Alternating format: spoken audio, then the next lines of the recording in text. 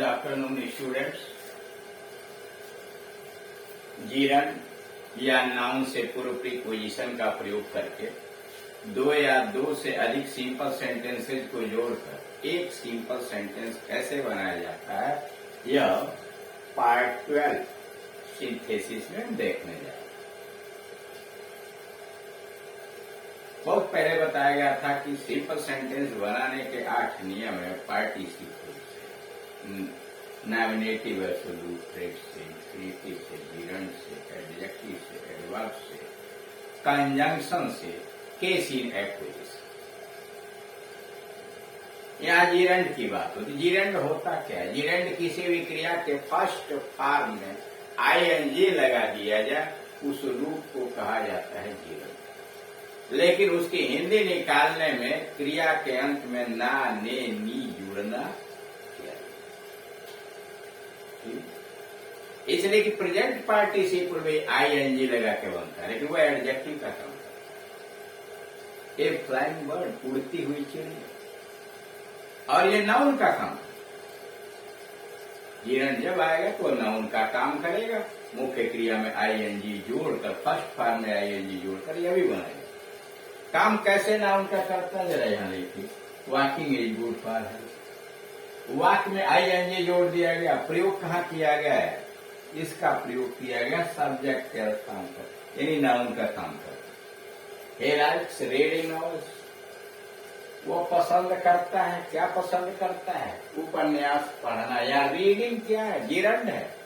देखिए, ये double parts of speech का एक भाग है। जैसे इन्फिनेटिव था, पार्टिसिपल था, वैसे तीसरा जिरंड है। क्रिया का भी काम करेगा और नाउन का भी काम करेगा। कैसे? ही लाइक्स, लाइक्स का ऑब्जेक्ट क्या है? कर्म, रीडिंग है। और रीडिंग का ऑब्जेक्ट क्या है? नॉवेल्स। प्रश्न कर लीजिए, पसंद करता है तो क्या पसंद करता है? पढ़ना। क्या पढ़ना पसंद करता है? नॉवेल्स। यानी नाउन का काम कर रहा है, साथ ही साथ क्रिया का भी काम करे, इसलिए डबल पार्ट्स ऑफ स्पीच या इसी को जिरंड भी कहा। सेम इज बिलीविंग, कॉम्प्लीमेंट का काम कर रहा। सेम सब्जेक्ट का काम कर रहा। बिलीविंग इस इज क्रिया के पूरक के रूप में है। I am tired of doing it, मैं थक चुका हूं। आप डूइंग इट, इसे करने से। यहां डूइंग क्या है? जिरंड है। मतलब यह है कि जिरंड किसी भी क्रिया के फर्स्ट फॉर्म में आईएनजी लगाकर बनाया जाता है। काम व नाउन का। हिंदी जब उसकी निकालते हैं तो ना, ने, नी। दूसरी बात है नाउन। नाउन आप जानते हैं किसी वस्तु, व्यक्ति, पदार्थ, स्थान इत्यादि के नाम को आप नाउन कहते हैं। नियम यह है कि किसी जिरंड या नाउन के पहले प्रीपोजिशन लगा करके दो वाक्यों को जोड़कर एक सिंपल सेंटेंस बनाते हैं। देखिए, जैसे दिया है ही विल डू इट। देखिए, अब यहां एक समस्या आपके सामने खड़ी होगी। कौन सा प्रीपोजिशन लगाए? प्रीपोजिशन तो बहुत है। यह निर्धारण आप तभी कर पाएंगे जब दोनों वाक्यों का अर्थ आप निकालेंगे। हिंदी अर्थ निकाल के हिंदी में जब जोड़ेंगे तो जो प्रीपोजिशन आएगा वही लगाएंगे। जैसे he will do it, वह इसे करेगा। he is sure, इसे पक्का विश्वास। तो इसे करने का उसे पक्का विश्वास है। पहले था वह इसे करेगा, उसे पक्का विश्वास।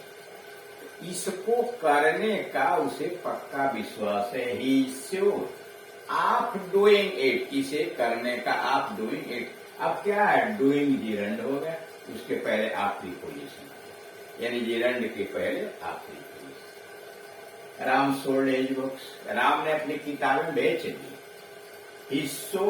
he got 50 rupees for it, इसके लिए उसे 50 रुपए मिले। सीधे हिंदी में कहिए ना कि राम ने 50 रुपए में अपनी किताब बेची। पहला वाक्य, राम ने अपनी किताब बेच दी, वो 50 रुपया इसके लिए पाया। मतलब दोनों को जोड़ेंगे तो राम ने 50 रुपए में अपनी किताब बेच दी।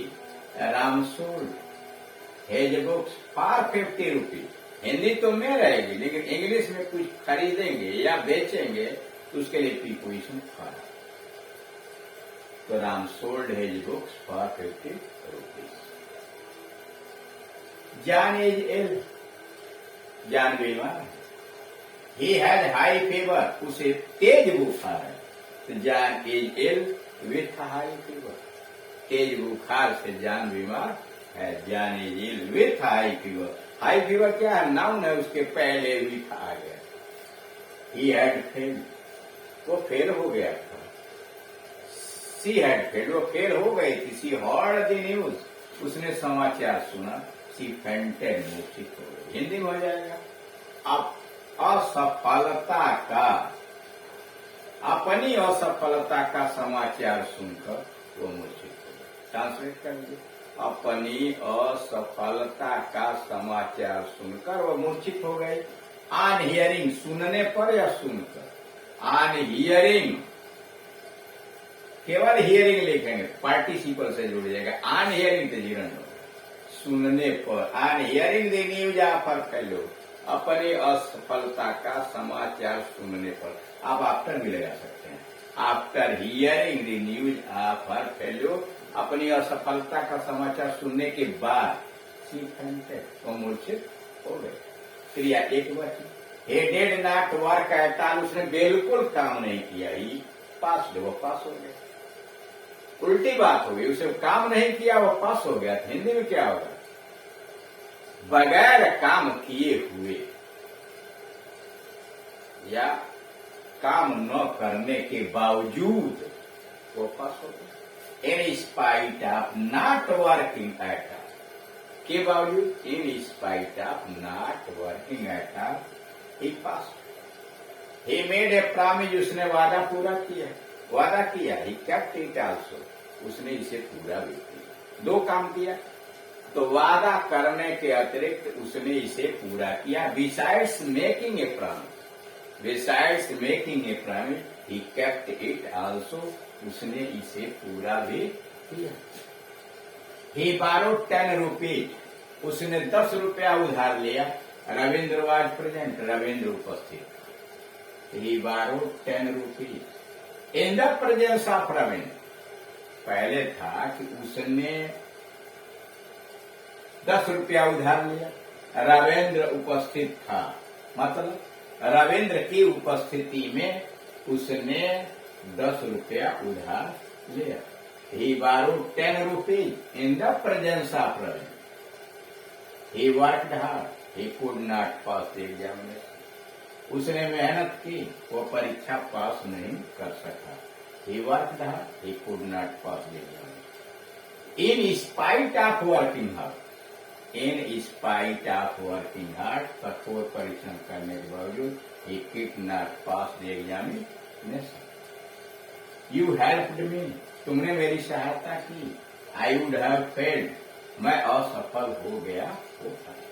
यू हेल्प्ड मी, तुमने मेरी सहायता की।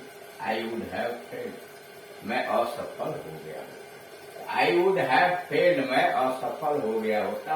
विदाउट योर हेल्प, बगैर मेरी सहायता से, बगैर तुम्हारी सहायता। I would have failed without your help. He was awarded, उसे इनाम दिया गया। Passive voice, he was given it. और जब पैसिव वॉइस में इंफिनिटी बनानी हो, जीरंड बनाना हो, उसके पहले बीइंग लगाइए, फिर उसके पहले प्रीपोजिशन लगाइए।